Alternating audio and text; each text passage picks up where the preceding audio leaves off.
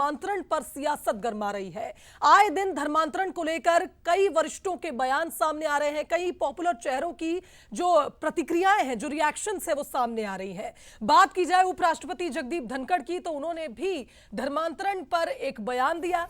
और आपको बता दें कि अब कांग्रेस संचार प्रमुख सुशील आनंद शुक्ला ने उस बयान पर एक कटाक्ष किया। उन्होंने कहा कि 11 साल से देश में बीजेपी की सरकार है, उसके बाद भी अगर धर्मांतरण को लेकर चिंता है तो यह डूब मरने वाली बात है। इधर बीजेपी नेता केदार गुप्ता ने भी सुशील आनंद शुक्ला के इस बयान पर पलटवार किया। उन्होंने कहा कि धर्मांतरण लव जिहाद कांग्रेस शासन के तुष्टीकरण के कारण है, शायद सरकार में इसे जल्द रोका जाएगा। बता दें कि राज्योत्सव का वो मौका था जब उपराष्ट्रपति पहुंचे थे और उस दौरान उन्होंने अपने संबोधन में ये चिंता जताई थी। उन्होंने कहा था कि निस्वार्थ सेवा की आड़ में आस्था बदलने की कोशिशें चल रही हैं। वहीं आपको बता दें कि जगदीप धनखड़ ने लोगों से सजग रहने की अपील की थी। और चलिए अब धर्मांतरण पर जो सियासी बातें हैं जो आए दिन कही जा रही हैं, खासकर कि छत्तीसगढ़ के संदर्भ में, वो आपको सुनाते हैं। पिछले एक साल से लगभग 11 महीने हो गया छत्तीसगढ़ में भारतीय जनता पार्टी की सरकार है और लगभग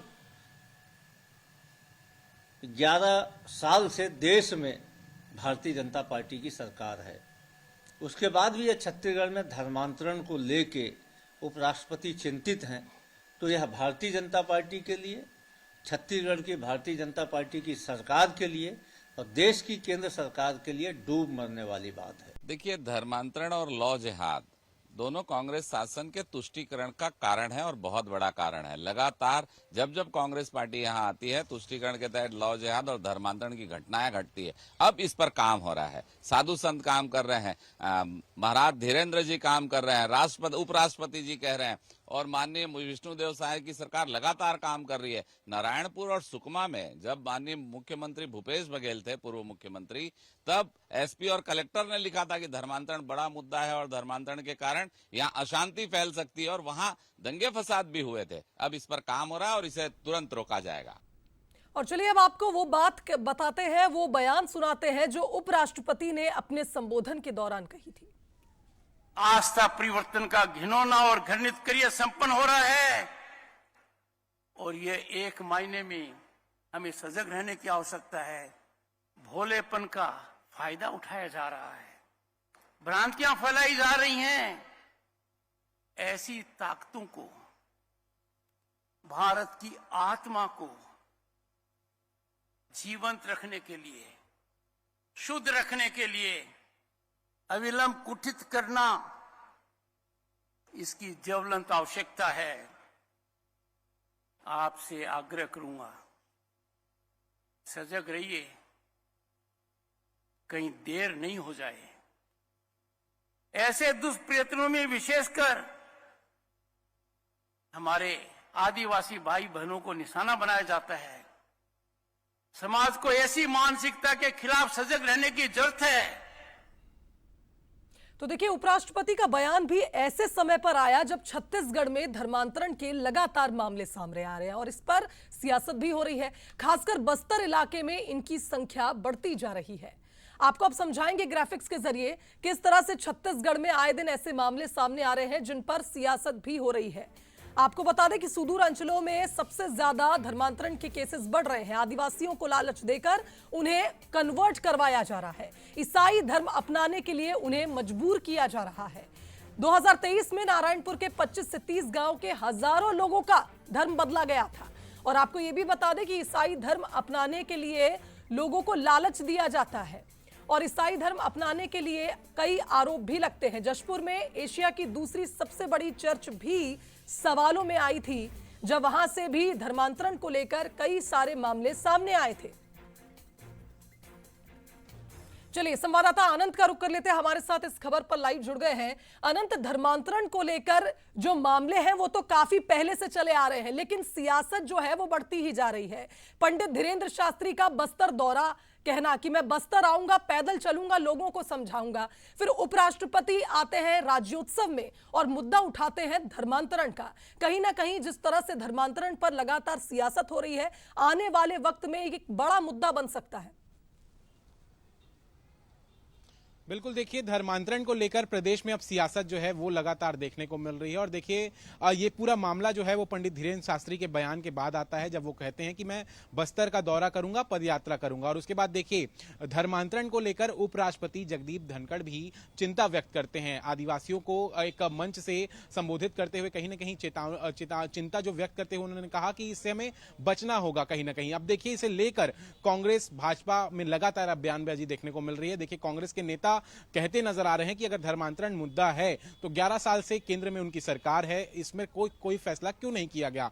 वहीं अगर भाजपा की बात करें तो भारतीय जनता पार्टी कहती नजर आ रही है कि लव जिहाद और धर्मांतरण ये कांग्रेस शासन के तुष्टीकरण का कारण है। जब जब कांग्रेस का शासन यहां आया है तब तब इन मुद्दों को हवा दी गई है, कहीं ना कहीं बढ़ावा दिया गया है। और देखिए भारतीय जनता पार्टी के नेता उस घटना का भी जिक्र कर रहे हैं जब देखिए पूर्ववर्ती सरकार में सुकमा में एक बड़ी घटना हुई थी धर्मांतरण को लेकर, जब एसपी और कलेक्टर ने वहां पर एक आवेदन भी लिखा था, एक पत्र भी लिखा था और चिंता व्यक्त किया था। सोचिए जब कांग्रेस कार्यकाल में ही ऐसा हुआ था, तो उसका जिक्र जो है भारतीय जनता पार्टी करते नजर आ रही है। कह रही है कि लगातार जब कांग्रेस का शासन आता है तब ऐसी घटनाएं बढ़ती हैं, लेकिन विष्णुदेव साय की सरकार छत्तीसगढ़ में है और जल्द ही जल्द धर्मांतरण को रोकने का कुछ काम जो है अब किया जाएगा और इसे पूरी तरीके से रोका जाएगा। अब देखना होगा कि किस तरीके से, क्योंकि देखिए लगातार धर्मांतरण का जो मुद्दा है, जो विषय है, वो तूल पकड़ता जा रहा है। तो इसमें विष्णुदेव साय की सरकार क्या बड़ा एक्शन लेगी, क्या इसमें भी कोई एक रणनीति पूर्वक एक कार्य किया जाएगा जिसके बाद प्रदेश में जो ऐसी शिकायतें आती हैं, धर्मांतरण के मुद्दे आते हैं, विषय आते हैं, उन्हें क्या रोका जाए, इस पर क्या सरकार करेगी, एक बड़ा फैसला लेगी। क्योंकि देखिए उपराष्ट्रपति भी इस पे चिंता व्यक्त कर चुके हैं। जब उपराष्ट्रपति का यह संबोधन हुआ तब उस वक्त उस मंच में मुख्यमंत्री विष्णुदेव साय भी उनके साथ मौजूद थे। तो अब देखना होगा कि इस पर पूरा एक्शन क्या लेती है सरकार। देखिए जिस तरह से इस पर सियासत हो रही है, अब सियासी बयानबाजियां तो हम देख ही रहे हैं। हम एक पक्ष भी ले लेते हैं, हमारे सियासी मेहमान कुछ जुड़ गए हमारे साथ। धनंजय ठाकुर कांग्रेस के वरिष्ठ प्रवक्ता हमारे साथ इस खबर पर जुड़ गए और अमित चिमनानी जी अपना पक्ष रखेंगे, बीजेपी प्रदेश मीडिया प्रभारी हैं। आप दोनों का बहुत स्वागत है। और सबसे पहले धनंजय जी आपके पास ही आना चाहूंगी। देखिए मुझे याद है कांग्रेस के कार्यकाल में एक बात आपके ही किसी नेता ने कही थी कि धर्मांतरण एक सामाजिक दंश है, और अब इस तरह से जब उपराष्ट्रपति ने इस पूरे मसले पर एक चिंता जाहिर की है तो क्या इस पर सियासत होनी चाहिए या इस पर एक्शन होना चाहिए, आप क्या कहेंगे? निश्चित तौर पर इस पर एक्शन होना चाहिए। एक्शन इसलिए होना चाहिए कि देश के सर्वोच्च पद पर बैठे हैं उपराष्ट्रपति जी हैं और उनकी महती जिम्मेदारियां हैं। अगर उनको ये चिंता है कि धर्मांतरण जोर जबरदस्ती होना नहीं चाहिए, किसी को बहला फुसला कर नहीं होना चाहिए। और मुझे याद है कि लगभग 1 साल पहले माननीय सर्वोच्च न्यायालय ने भी चिंता जाहिर करते हुए केंद्र सरकार को इसके लिए कड़े कदम और कड़े कानून बनाने के निर्देश दिए थे। तो मुझे ऐसा लगता है कि राष्ट्रपति उपराष्ट्रपति महोदय जी को केंद्र सरकार को निर्देश देना चाहिए कि वो इस दिशा पे कड़े कदम बनाए, मजबूत कानून बनाए, तभी उनका चिंता जायज होगा। और जहाँ पे धर्मांतरण की घटनाएं हो रही है, बला फुसलाकर या पैसे के लालच देकर, वो रुकेगा। तो मंचों पे चिंता करने के बजाय जहां पे संवैधानिक पद पर बैठे हैं उनका सदुपयोग करते हुए इनको केंद्र सरकार को कानून बनाने का निर्देश देना चाहिए। धनंजय जी एक बात बस यहाँ पर आपसे कहना चाहूंगी, अगर ये चिंता का विषय और आप चाहते हैं इस पर एक्शन हो तो फिर सियासी बयानबाजी क्यों इस पर हो रही है? क्या विपक्ष नहीं चाहता कि धर्मांतरण का ये दंश खत्म हो छत्तीसगढ़ से? विपक्ष के पास क्या ये ताकत है कानून बनाने का?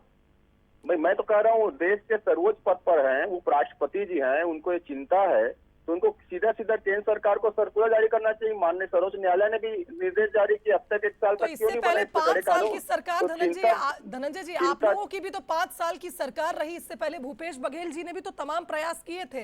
तो अब जब इस पर इतनी चिंता जाहिर की जा रही है तो इस पर बयानबाजी, क्या आरोप प्रत्यारोप से ये दंश खत्म हो जाएगा छत्तीसगढ़ से? ये तो उपराष्ट्रपति से पूछना चाहिए कि वो मंच में जो चिंता जाहिर कर रहे हैं, जिस पद पर बैठे हैं, उनका उपयोग करते हुए कानून क्यों नहीं बनवाते? अमित जी भी हमारे साथ मौजूद है। आप कह रहे हैं कि सरकार के पास पूरा हक होता है इस पर एक्शन लेने का। अमित जी क्या एक्शन लिया जाएगा? अब तो उपराष्ट्रपति ने भी चिंता जाहिर की है धर्मांतरण पर।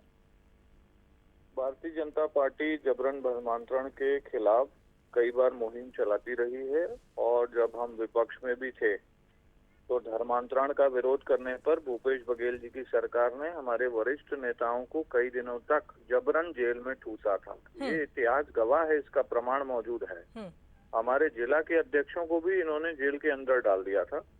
तो भाजपा इस विषय को राजनीति का विषय नहीं मानती, ये देश की संस्कृति से, राष्ट्रीयता से जुड़ा हुआ विषय है और मौजूदा जो संविधान है, जो कानून है, उसमें भी ये प्रावधान है कि जबरन धर्मांतरण कोई करेगा तो उसको सजा हो और उसके लिए हम प्रतिबद्ध भी हैं, इसको दोहराते भी हैं। ठीक है। और कांग्रेस अभी जो बात कह रही है वो उसके विरोध काम करती है। अभी बागेश्वर धाम की एक यात्रा धर्मांतरण के खिलाफ निकलने वाली है, कांग्रेस ने उसकी भी खिलाफत की है।